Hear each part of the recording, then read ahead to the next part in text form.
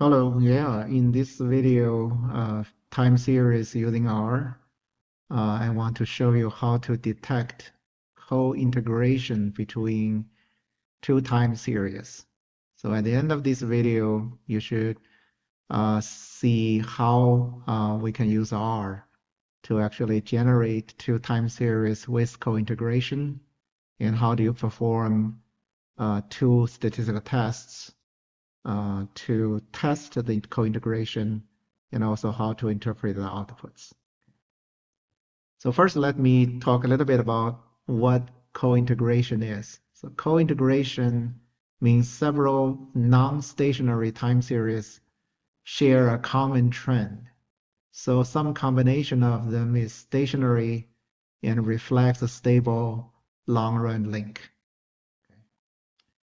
And there are two statistical tests we're going to show here.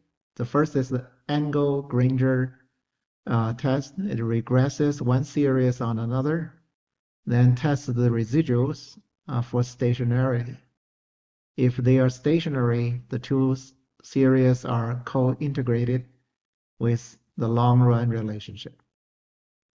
The second one is the Johansen Trace Test. It fits a vector autoregression model and tests how many co-integrating relationships exist by checking if the number is 0, at most 1, at most 2, and so on, using a sum of measures that show how tightly the series move together. A larger value means more co-integrating relationships. And co-integration is widely used in economics and finance to model long-run equilibrium relationships, such as links between prices and costs, exchange rates, and purchasing power or asset prices in pairs, trading, and portfolio construction. All right, now let's go to the R codes. First, let's set a random seed. We'll generate some parameters, n equal to 500. We have a built-in burn time. We call it 100. So these are the actual observations we can discard. Okay, first generate a common stochastic trend using the uni-root process. So first create the numerical vector z, and z1 is 0, and from 2 to n plus burn, we just use this formula. Okay. Now we created the z time series. Second step, we define two co-integrated series building in on z. Okay.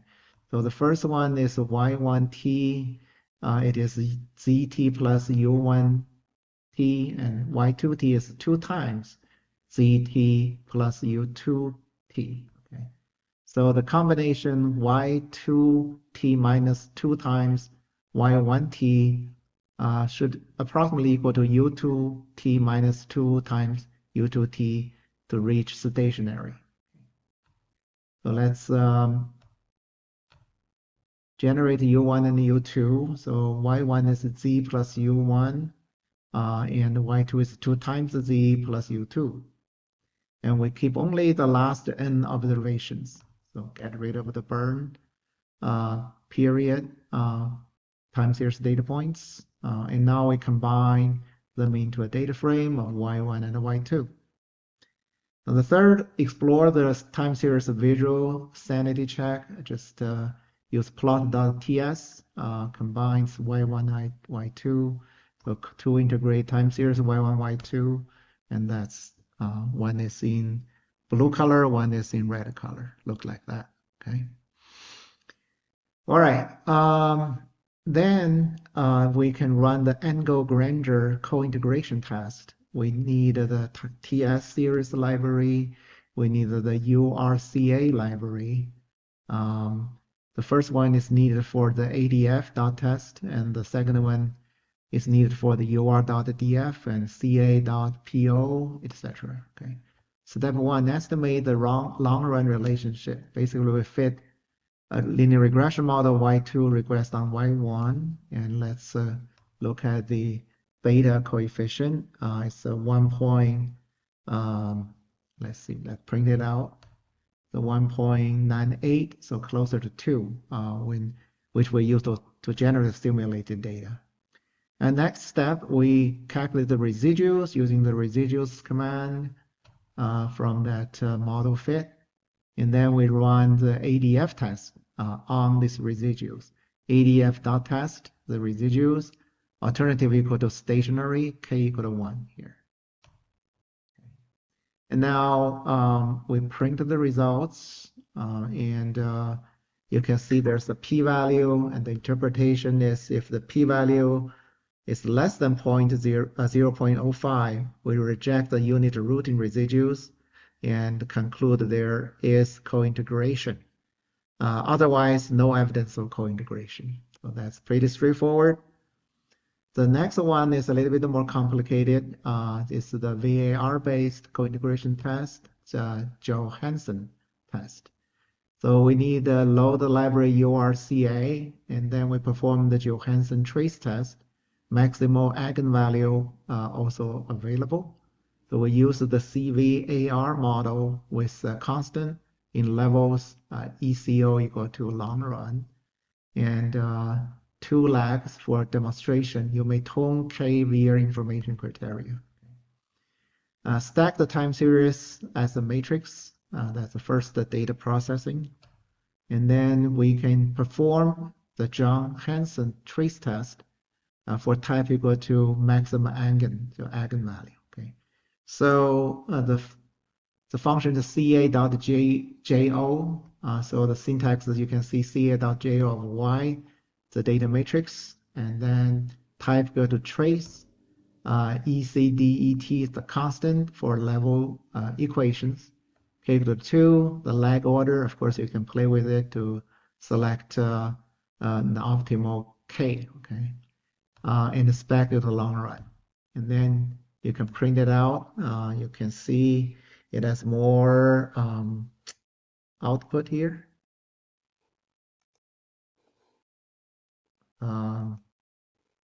Trying to come on. You can see it has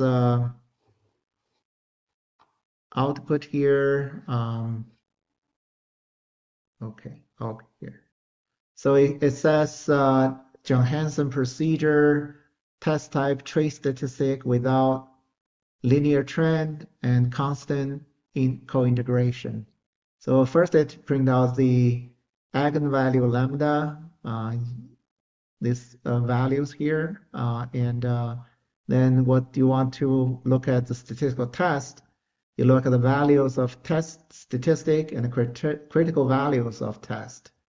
So for R less than equal to 1, so at most 1 unit root, you get the test sticks to be 6.36. Then you got a 10%, 5%, 1% of the critical values. So you can see the 6.36 is less than all of the 3 critical values. So no matter which one you use, you have to accept the know that there's no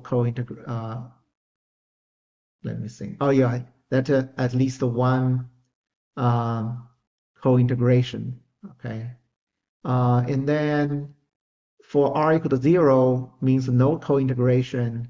The critical value is very large. It's larger than 10%, 5%, and 1% critical value. You have to reject the null. So they're reject null for no cointegration. Okay. So it looks like you have one cointegration there. Okay. Which we know is the case by the simulated data process. Okay. And then you have these 2 matrices, the eigenvalue normalized to first column. These are the cointegration relationships. You can actually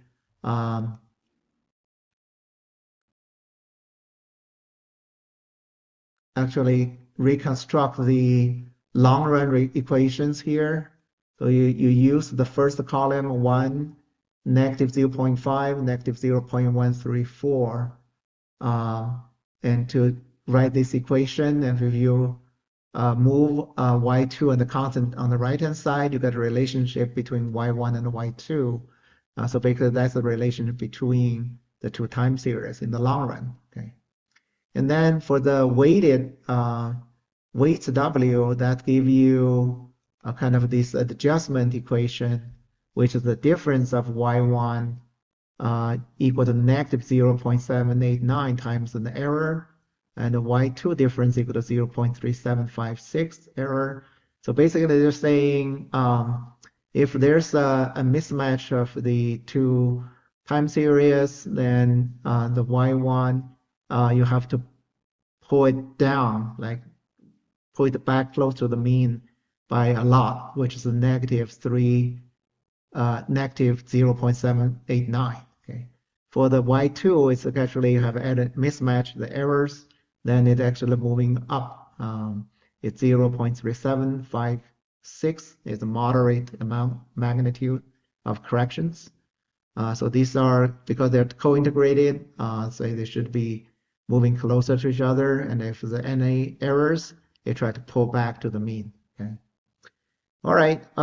This is a very simple kind of introduction to co-integration, which is a very useful topic. I hope we can find more sophisticated co-integration examples in the future.